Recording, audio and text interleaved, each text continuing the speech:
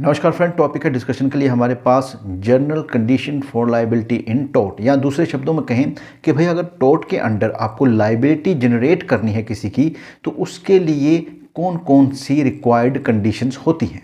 पहली बात तो है कि एक रॉन्गफुल एक्ट होना चाहिए, उसके बाद एक लीगल डैमेजेस होने चाहिए और लीगल इंजरी होनी चाहिए। ये तीन चीज़ें होती हैं। तो चलिए सबसे पहले डिस्कस करते हैं फर्स्ट को, जो कि है रॉन्गफुल एक्ट। रॉन्गफुल एक्ट एक ऐसा एक्ट है जो कि बिना लॉफुल जस्टिफिकेशन के है, यानी कि लीगली या लॉफुली आपके पास कोई भी उसके लिए कारण नहीं है, जस्टिफिकेशन नहीं है कि भाई आपने ये क्यों किया। दूसरी तरफ हम ये भी कह सकते हैं कि ये वायलेशन ऑफ लीगल राइट है, यानी जिसके प्रति आपने रॉन्गफुल एक्ट कमिट किया है उसका जो लीगल राइट है उसको भी आपने वायलेट किया है। इसका एग्जांपल देता हूं मैं आपको। जैसे मान लीजिए अगर रोड पर आप गाड़ी चला रहे हैं नेग्लिजेंटली, है ना, carelessly, without following the traffic rules, आप कभी इधर घुमा रहे हैं कभी उधर घुमा रहे हैं, या आपने कोई नशा किया हुआ है, तो यहाँ पर क्या है कि आपका एक्ट जो है, यहाँ पर जो गाड़ी चला रहे हैं that is without lawful justification, यानी आप जो कर रहे हैं उसकी लीगल सेंस में आपके पास कोई भी कारण नहीं है कि आप ऐसा क्यों कर रहे हैं। और ऐसा करते हुए आप अपनी उस गाड़ी से किसी खड़े हुए व्यक्ति या व्हीकल को नुकसान पहुंचा देते हैं जो कि लीगली अपनी साइड पे खड़ा हुआ है। तो यहाँ पर क्या होगा, आपने उसके राइट को वायलेट कर दिया। किस राइट को? कि भाई वो भी ऑन रोड खड़ा हो सकता है, चल सकता है, या अपनी गाड़ी को खड़ा कर सकता है या ड्राइव कर सकता है। तो आपका रॉन्गफुल जो एक्ट था उसने क्या किया, दूसरे का राइट जो था वो वायलेट कर दिया। इसके अंदर फ्रेंड वायलेशन ऑफ सोशल या मॉरल ड्यूटी जो है वो कवर नहीं होती। जैसे कि मान लीजिए कि अगर रास्ते पर कोई भूखा इंसान है तो आपकी मॉरली तो एक ड्यूटी बनती है कि आप उसको खाना खिलाएं, पर लीगली आप इस तरह से बाउंड नहीं है, तो वो चीज़ें यहाँ पर कवर नहीं की जाती हैं। ये एक जर्नल सी बात है। और जहाँ तक प्लेंटिफ की बात है, जो कि डिफेंडेंट के रॉन्गफुल एक्ट के अगेंस्ट कोर्ट जा रहा है, सूट फाइल कर रहा है, तो उसको ये प्रूव करना होगा उसका लीगल राइट जो है वो वायलेट किया गया है। किसके द्वारा? डिफेंडेंट के रॉन्गफुल एक्ट के द्वारा। इस तरह का रॉन्गफुल एक्ट जो है वो एक्ट के रूप में भी हो सकता है और वो ओमिशन के रूप में भी हो सकता है, यानी कि आप कुछ गलत कर रहे हैं उससे भी तो जनरेट हो सकती है liability.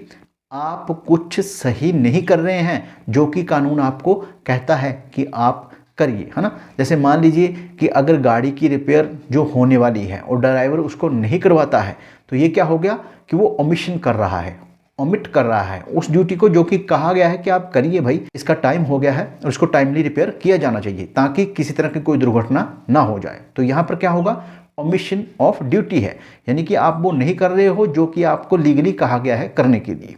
Violation of public right जो होता है वो टॉर्ट के अंडर कवर नहीं होता है। वायलेशन ऑफ प्राइवेट राइट जो होता है वही कवर होता है। इसका भी एग्जांपल ले लीजिए। जैसे कि मान लीजिए एक व्यक्ति जो है सड़क पे खड्डा खोद देता है, अब उसकी वजह से क्या होता है, पब्लिक एट लार्ज को इनकन्वीनियंस हो जाती है।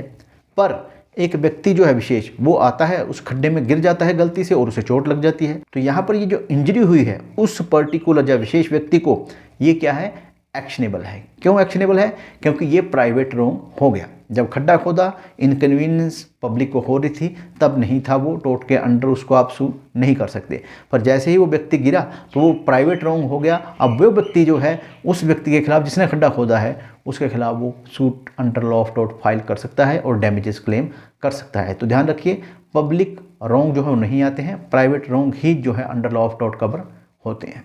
सेकेंड है हमारे पास इंग्रेडिएंट लीगल डैमेज। अब जैसे कि डैमेज जो है वो डिफेंडेंट का जो रॉन्गफुल एक्ट होता है उसका ही कंसिक्वेंसेस या उसका ही नतीजा होता है। पर यहाँ पर डैमेज और डैमेजेस में भी अंतर होता है, इस बात का ध्यान रखा जाए। डैमेज यानी कि जो नुकसान हुआ है, डैमेजेस जो कि उस नुकसान के लिए आप कोर्ट जाते हैं, सिविल कोर्ट, और कंपनसेशन क्लेम करते हैं, उसे डैमेजेस कहा जाता है। अगेन जो प्लेंटिफ है उसको ये प्रूव करना पड़ेगा कि भाई मुझे जो लीगल डैमेजेस हुए हैं ये किसकी वजह से हुए हैं, ये जो डिफेंडेंट है इसके रॉन्गफुल एक्ट की वजह से ही हुए हैं। इसमें भी हमारे पास दो टर्म है, एक डैमनम सिने इंजूरिया और इंजूरियस सिने डैमनम। तो चलिए सबसे पहले देखते हैं डैमनम सिने इंजूरिया, जिसका कि मतलब है डैमेजेस विदाउट इंजरी, जिसका कि मतलब है कि अगर किसी को डैमेजेस हुए हैं पर लीगल इंजरी नहीं हुई है या कोई उनका लीगल राइट जो है वो वायलेट नहीं हुआ है, तो वो लॉ ऑफ टॉर्ट के अंडर कवर नहीं होते हैं। ध्यान रखिए, फिर कह रहा हूं कि अगर आपको डैमेजेस हुए हैं पर आपका कोई राइट जो है वायलेट नहीं हुआ है, जिसका कि मतलब है जो इंजरी है आपकी वो लीगल फील्ड जो है उसके अंडर कवर नहीं होती है, तो यहाँ पर ये एक्शनेबल नहीं होंगे। इसके लिए हमारे पास ग्लॉस्टर ग्रामर स्कूल का केस लॉ है। तो फ्रेंड ग्लॉस्टर ग्रामर स्कूल में क्या होता है, जो प्लेंटिफ होता है उसका एक स्कूल होता है और कुछ समय बाद जो डिफेंडेंट है वो भी एक स्कूल खोल लेता है। और ये जो स्कूल खोलता है डिफेंडेंट, ये प्लेंटिफ के स्कूल के नज़दीक ही होता है, ज़्यादा दूरी नहीं होती है, जिसकी वजह से क्या होता है कि प्लेंटिफ के स्कूल के जो स्टूडेंट हैं वो डिफेंडेंट के स्कूल में एडमिशन लेना शुरू कर देते हैं।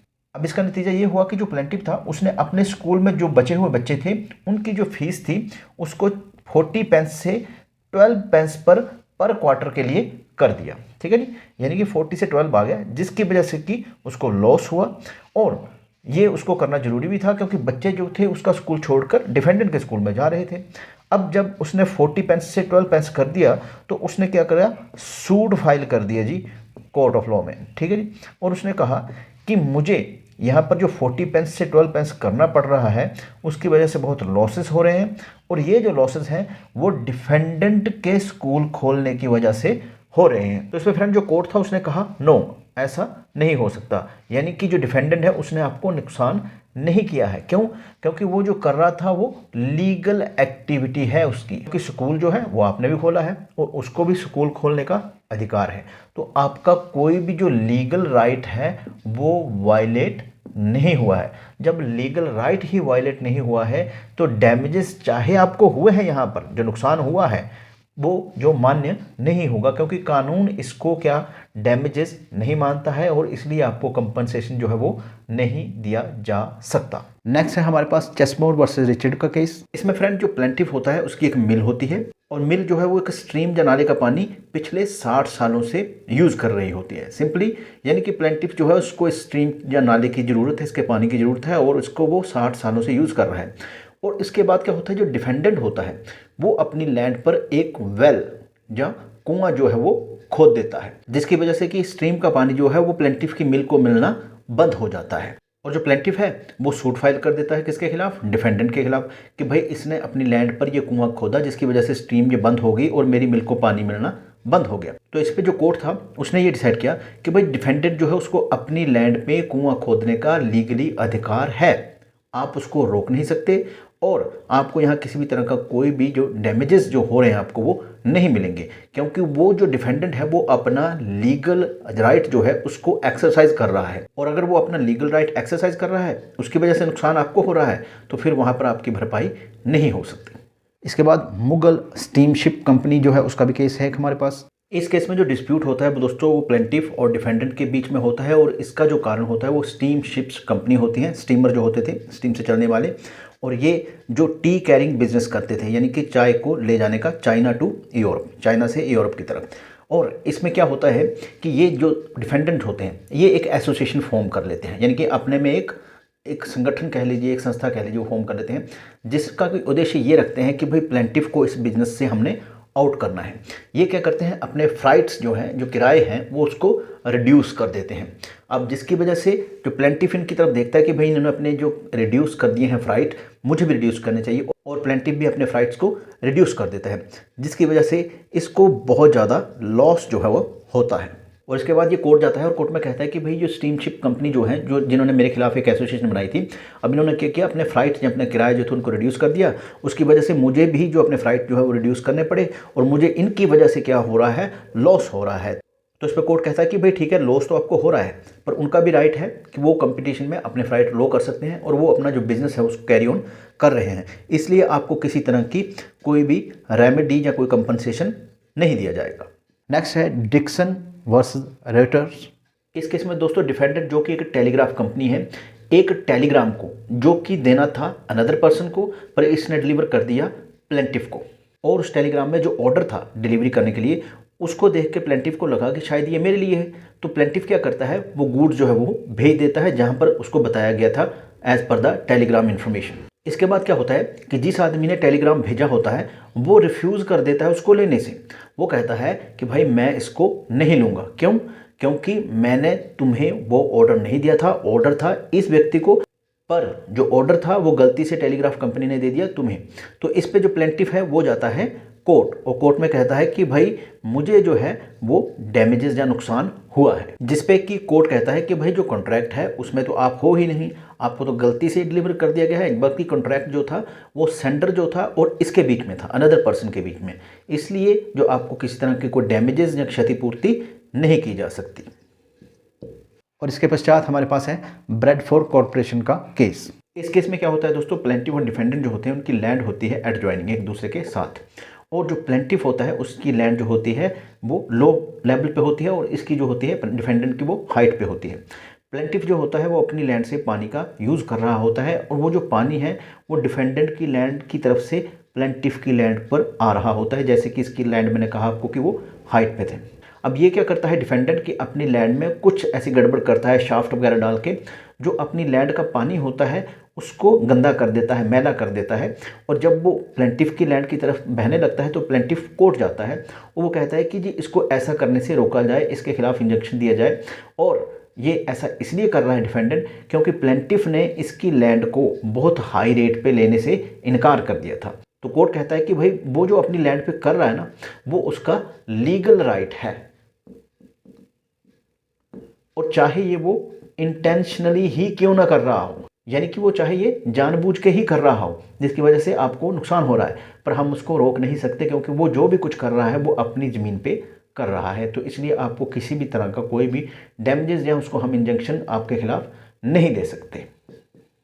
नेक्स्ट है हमारे पास टर्म्स इंजुरिया सिने डैमनम, यानी इंजरी विदाउट डैमेजेस। अब ये एक अलग सिचुएशन हो गई है जिसका कि मतलब है कि आपको इंजरी हुई है पर डैमेजेस नहीं हुए हैं। यहाँ पर आप लॉ ऑफ टॉर्ट के अंडर प्रोसीड कर सकते हैं। क्यों? क्योंकि लॉ ऑफ टॉर्ट ये कहता है कि अगर आपका लीगल राइट वायलेट हुआ है तो आप एक्शन ले सकते हैं, फिर चाहे आपको डैमेजेस ना हुए हों। इसमें हो सकता है कि जो आपको डैमेजेस या कंपनसेशन मिले वो नॉमिनल हो, बट आप कोर्ट जा सकते हैं और कोर्ट उसको इंटरटेन करेगा, वो आपको इनकार नहीं कर सकता। इसमें हमारे पास केस लॉ है एशवे वर्सेस वाइट। इस केस में क्या होता है फ्रेंड, जो प्लेंटिफ होता है वो एक वोटर होता है, यानी कि पार्लियामेंट्री इलेक्शन में उसको वोट करना होता है। डिफेंडेंट जो है वो रिटर्निंग ऑफिसर्स है, यानी कि जो कंडक्ट करता है वोटिंग को, और जो प्लेंटिफ है वो वोट देना चाहता है अपने मनपसंद के कैंडिडेट को, पर जो डिफेंडेंट है रिटर्निंग ऑफिसर है वो उसको ऐसा करने से मना कर देता है, उसको रोक देता है। पर होता क्या है कि जो ये कैंडिडेट होता है जिसको कि प्लेंटिफ वोट करना चाहता है वो इलेक्शन को जीत जाता है। फिर भी जो प्लेंटिफ है वो कोर्ट जाता है और वो कहता है कि भाई इस रिटर्निंग ऑफिसर ने मुझे अपने कैंडिडेट को वोट देने से मना किया है या मुझे रोका है और मुझे वोट नहीं देने दिया है। तो कोर्ट इस पे कहता है कि भाई देखिए आपने जो प्लेंटिफ है उसको अपना लीगल राइट जो है उसको एक्सरसाइज करने से रोका है और उसके कैंडिडेट को वोट देने से रोका है, चाहे उसको नुकसान कोई नहीं हुआ है क्योंकि उसका जो कैंडिडेट है वो तो इलेक्शन जीत चुका है जिसको वो वोट करना चाहता था।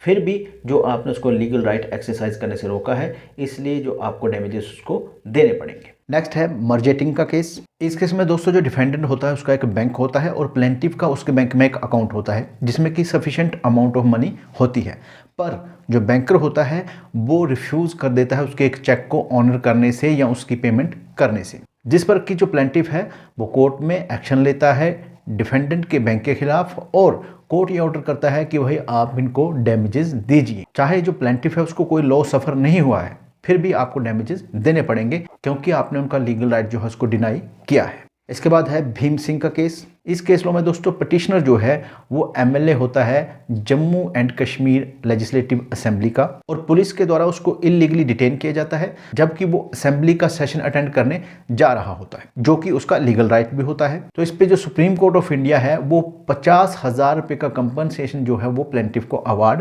करता है क्योंकि सुप्रीम कोर्ट का कहना था कि यहाँ पर जो article 21 of the Indian constitution या भारतीय संविधान का जो आर्टिकल या अनुच्छेद 21 है उसकी अवहेलना या उसका वायलेशन किया गया है। नेक्स्ट और लास्ट है legal remedy. Where there is right there is remedy, यानी कि उबी जियोस इबी रेमेडियम। ये जो प्रिंसिपल था इसको एस्टेब्लिश किया गया था एशवे वर्सेस वाइट के केस में पहली बार। और जहाँ तक बात करें लॉ ऑफ टॉर्ट की तो यहाँ पर जो मेन रेमेडी है वो क्या है आपकी अनलिक्विडेटेड डैमेजेस, कि आपको डैमेजेस या कंपनसेशन जो है वो दिया जाएगा, वो अनलिक्विडेटेड होगा यानी कि पहले से प्री डिटर्मिन नहीं होगा, वो कोर्ट डिसाइड करेगा। और दूसरी रेमेडी जैसे कि इंजंक्शन भी दिया जा सकता है कुछ सिचुएशन में, पर जनरल रेमेडी जो है वो अनलिक्विडेटेड डैमेजेस के रूप में ही मिलेगी क्योंकि उसी के लिए जो प्लेंटिफ है वो कोर्ट जाता है। मॉरल या सोशल नॉर्म के लिए किसी तरह की कोई भी रेमेडी नहीं होगी। धन्यवाद।